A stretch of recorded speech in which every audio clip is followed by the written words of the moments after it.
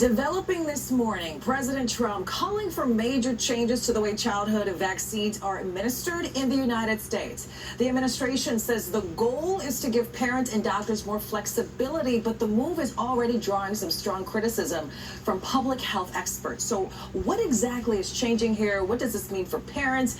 And what does the science tell us about the risks? Our Giovanni Diaz in the studio this morning to break it all down for us here. This is only adding to the robust discussion about vaccines for children. Good morning to you. And Dan just approached me today. He was like, what do I have to know this morning about the vaccines? I was like, don't worry, I got you. And I also got you at home. Good morning.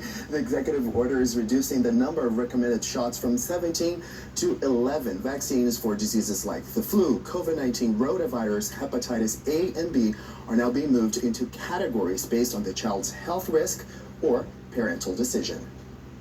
This morning, sweeping changes for childhood vaccination in the United States. President Donald Trump signing an executive order directing federal health officials to revise recommendations, including separating shots that are right now given together. My administration is recognizing gold standard childhood vaccine recommendations. One of the biggest changes involves the MMR vaccine, which protects against measles, mumps, and rubella. The administration wants those three vaccines to be given separately during different medical visits. But there's a problem with the plan. Separate measles, mumps, and rubella vaccines are not currently available in the United States. The president says he believes giving multiple shots at once could be harmful to children. Parents can still choose to give their children all of the vaccinations if they wish. Health experts now reacting, saying they are concerned about the new guidance. The executive order that was issued is going to cause more confusion and fear in families that is both unnecessary and inappropriate. Doctors also warn that spacing out vaccines could leave children unprotected for longer, and that could even trigger preventable outbreaks. The downside of a recommendation to split them is that it'll make people fearful so that they won't get the vaccine at all.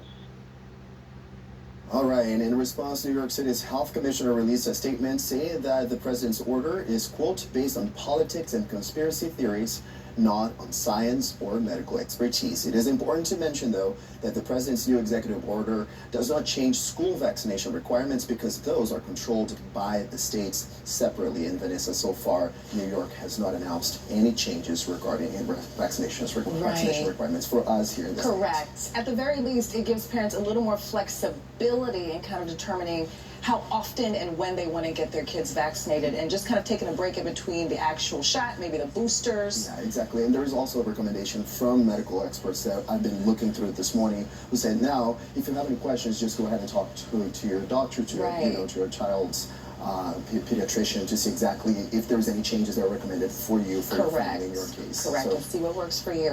Gio, thank you so much for all those updates there.